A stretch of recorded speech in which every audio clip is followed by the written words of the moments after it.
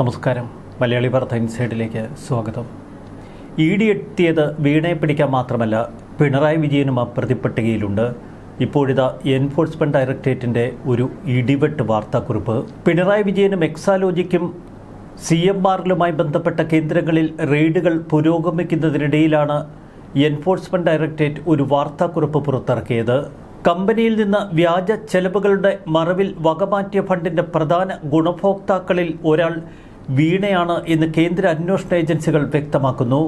ഈ കേസിൽ പിണറായി വിജയനും ഉൾപ്പെട്ടിട്ടുണ്ട് എന്നാണ് എൻഫോഴ്സ്മെന്റ് ഡയറക്ടറേറ്റിന്റെ നിഗമനം.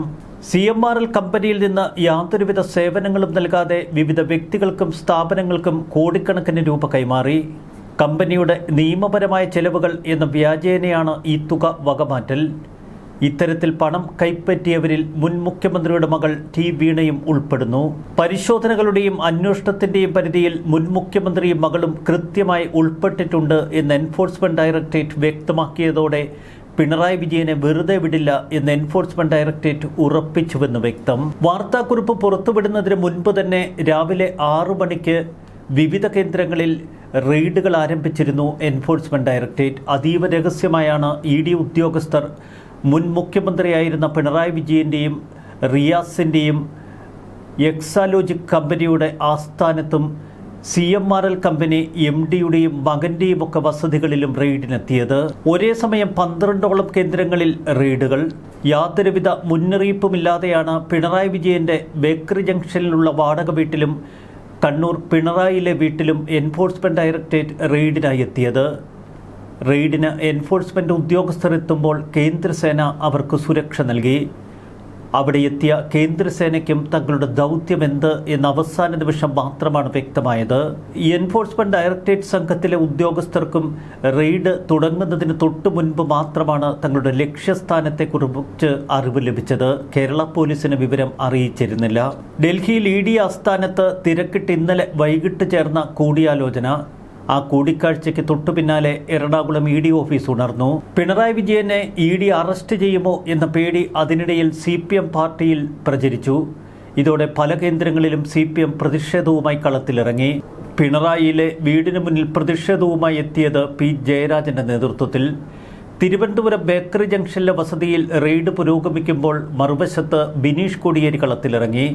പിണറായി വിജയനെ രക്ഷപ്പെടുത്തണമെന്നാണ് ബിനീഷ് മാധ്യമപ്രവർത്തകരോട് ആവശ്യപ്പെട്ടത്. പിണറായി വിജയന്റെ മകൾ പ്രതിയായ കേസിൽ എന്തിനാണ് വൃദ്ധനായ പിണറായി വിജയനെ ഇപ്പോൾ വീട്ടിൽ പുറത്തുപോലും ഇറങ്ങാൻ അനുവദിക്കാതെ ED ഉദ്യോഗസ്ഥർ തടഞ്ഞു വച്ചിരിക്കുന്നത് എന്ന ചോദ്യം ഇപ്പോൾ പല സ്ഥലങ്ങളിലും പാർട്ടി നേതാക്കൾ ഉയർത്തുന്നു. ഏറ്റവും ശക്തമായി ഇത്തരമൊരു ചോദ്യം ഉയർത്തിയത് ബിനീഷ് കോടിയേരി.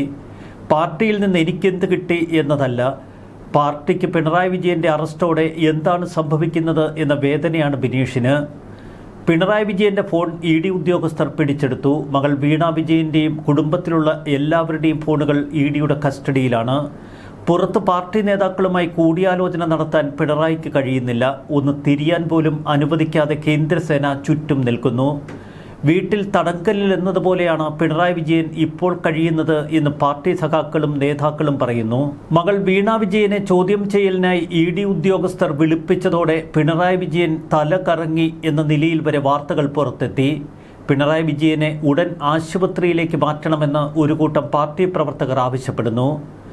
നിരവധി രോഗങ്ങൾ അലട്ടുന്നൊരു മനുഷ്യനാണ്, ഇങ്ങനെ പീഡിപ്പിക്കരുത് എന്നാണ് പാർട്ടിയുടെ ആവശ്യം. പിണറായിയിലെ വീടിന് മുന്നിൽ തടിച്ചുകൂടിയ പാർട്ടി പ്രവർത്തകർ. എന്നാൽ വീടിന് മുന്നിൽ കാവൽ നിൽക്കുന്ന കേന്ദ്രസേനയെ കണ്ടവർ വിരണ്ടു. ഗണ്ണുണ്ടട അവരുടെ കയ്യിൽ എന്ന് പാർട്ടി പ്രവർത്തകർ പരസ്പരം വിളിച്ചു പറയുന്നത് ചാനൽ വീഡിയോകളിൽ കേൾക്കാം. പുറത്ത് പാർട്ടി പ്രവർത്തകർ തടിച്ചുകൂടുമ്പോഴും യാതൊരുവിധ കുലുക്കവുമില്ലാതെ ED ഉദ്യോഗസ്ഥർ തങ്ങളുടെ ജോലി തുടരുന്നു. വീണ വിജയനിൽ നിന്ന് അവർ വിശദമായ മൊഴിയെടുപ്പ് നടത്തി. പിണറായി വിജയനിൽ നിന്നും ചില കാര്യങ്ങൾ ചോദിച്ചറിയുന്നു. അക്ഷരാർത്ഥത്തിൽ തിരുവനന്തപുരത്തെ വാടക വീട്ടിൽ ഒന്ന് പുറത്തേക്ക് ഇറങ്ങാൻ പോലും കഴിയാതെ പിണറായി വിജയൻ നിൽക്കുന്ന വിചിത്ര കാഴ്ച. റിയാസിന്റെ കോട്ടുള്ളിയിലെ വീട്ടിലാണ് ED ഉദ്യോഗസ്ഥരുള്ളത്. കോട്ടുള്ളിയിലെ വീട്ടിൽ അപ്പോൾ റിയാസ് ഉണ്ടായിരുന്നില്ല. ഫേസ്ബുക്കിൽ റിയാസ് എഴുതി, സംഘപരിവാറിന് മുന്നിൽ തങ്ങൾ കുമ്പിടില്ല എന്ന്. പോളിറ്റ് ബ്യൂറോ അംഗമായ പിണറായി വിജയനും പാർട്ടിക്കുമെതിരെ ഹീനമായ ആക്രമണമാണ് ED റെയ്ഡ് എന്ന് CPM general secretary MA baby പറഞ്ഞു. UDF അതിന് കൂട്ടുനിൽക്കുകയാണെന്നും MA ബേബി.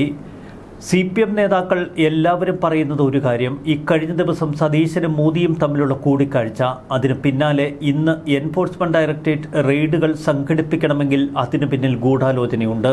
VD സവർക്കറും VD സതീശനും തമ്മിലെ പേരിലെ സാമ്യം മാത്രമല്ല എന്ന് CPM കണ്ണൂർ ജില്ലാ സെക്രട്ടറി KK രാഗേഷ് പറയുന്നു. BJPക്ക് വേണ്ടി ഒത്താശ ചെയ്യുന്ന നേതാവാണ് സതീശൻ. പിണറായിക്കെതിരായ റെയ്ഡ് ഇടതുപക്ഷത്തെ ഒരു തരത്തിലും ബാധിക്കില്ല എന്ന് KK രാഗേഷ്. കേന്ദ്ര ഏജൻസികളിൽ യാതൊരുവിധ സ്വാധീനവുമില്ലാത്ത പാർട്ടിയാണ് കോൺഗ്രസ് എന്ന് ഇതിനിടയിൽ PC വിഷ്ണുനാഥ് പ്രതികരിച്ചു. എൻഫോഴ്സ്മെന്റ് ഡയറക്ടറേറ്റും കേന്ദ്ര ഏജൻസികളും CPM നേതാക്കളെ പിടിക്കുമ്പോൾ തങ്ങൾക്ക് എന്ത് ചെയ്യാൻ കഴിയും എന്നാണ് PC വിഷ്ണുനാഥ് ചോദിക്കുന്നത്.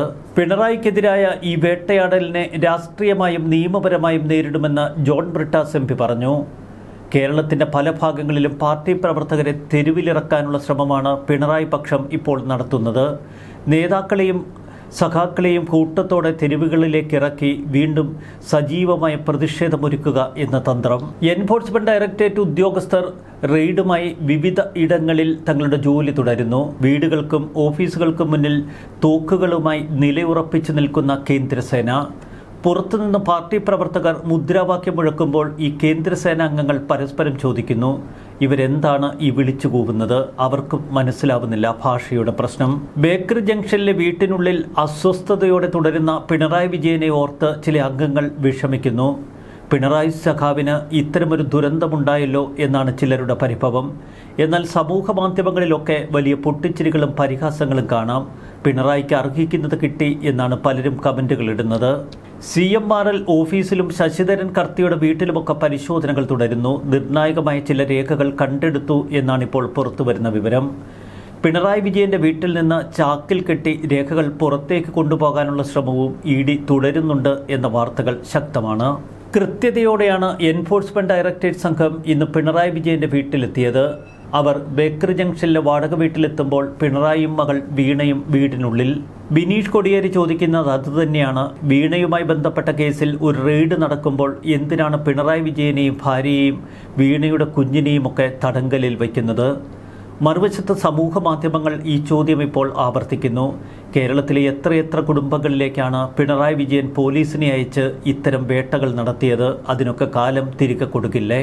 മാസപ്പടി കേസിൽ EDക്ക് അന്വേഷണം തുടരാം എന്ന ഹൈക്കോടതി ഉത്തരവിന് പിന്നാലെയാണ് ഇപ്പോൾ എൻഫോഴ്സ്മെന്റ് ഡയറക്ടറേറ്റിന്റെ ഭാഗത്തു നിന്നുള്ള മിന്നൽ നീക്കങ്ങൾ. പഴയ പിണറായി അല്ല ഇപ്പോഴത്തെ പിണറായി, വെറുമൊരു പ്രതിപക്ഷ നേതാവ്. അതുകൊണ്ട് തന്നെ കേന്ദ്രത്തെ എങ്ങനെ പ്രതിരോധിക്കും എന്നറിയാതെ കുഴയുകയാണ് പിണറായി വിജയൻ. സമൂഹ മാധ്യമങ്ങളിൽ ചിലരൊക്കെ അയ്യപ്പനെ ഓർമ്മിക്കുന്നു. അയ്യപ്പൻ വെറുതെ വിടില്ല എന്ന് ഞങ്ങൾ അന്നേ പറഞ്ഞതല്ലേ എന്നാണ് ചിലർ പിണറായി വിജയനോട് ചോദിക്കുന്നത്. EK നായനാരുടെയോ EMSന്റെയോ അച്യുതമേനോന്റെയോ അച്യുതാനന്ദന്റെയോ വീടുകളിൽ ഇതുപോലെ കേന്ദ്ര ഏജൻസികൾ ഇതുവരെ കയറിയിട്ടുണ്ടോ എന്ന് ചോദിക്കുന്നവരുണ്ട്. അതിൻ്റെ ഗതികേടും പിണറായി വരുത്തിവെച്ചല്ലോ എന്നാണ് ചിലരുടെ പരിദേവനം.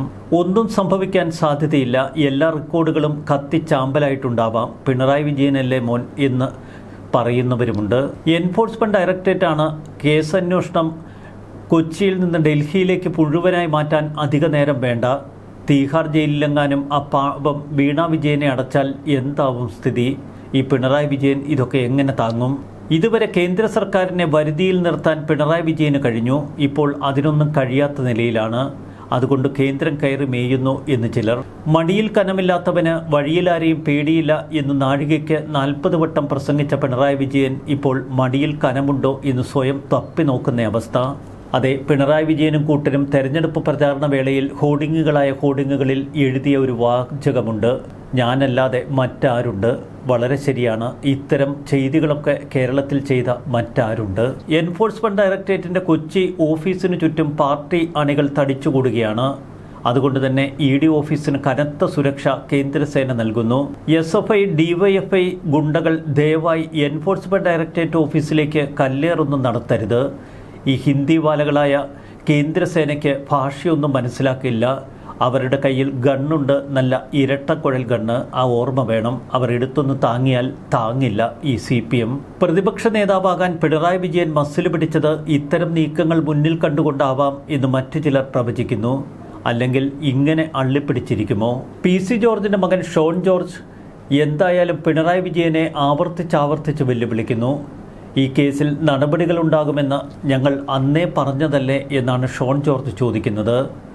പിണറായി വിജയൻ എന്ന ആ വൃത്തനോട് ഇങ്ങനെയൊക്കെ ചെയ്യാമോ എന്ന് ചോദിക്കുന്ന മറ്റു ചിലരും, സ്വാമിയെ ശരണമയ്യപ്പ എന്ന് മാത്രം ഉരുവിടുന്നവരുണ്ട് ഒരുപാട് പേർ സോഷ്യൽ മീഡിയയിൽ. പിണറായി വിജയന്റെ കുടുംബമടക്കം അരിച്ചു പെറുക്കുന്ന എൻഫോഴ്സ്മെന്റ് ഡയറക്ടറേറ്റിന്റെ ഇപ്പോഴത്തെ നീക്കങ്ങൾ CPM പാർട്ടിയെ അട്ടിമുടി വെട്ടിലാക്കിയിരിക്കുന്നു, ഭീതിയിൽ ആക്കിയിരിക്കുന്നു.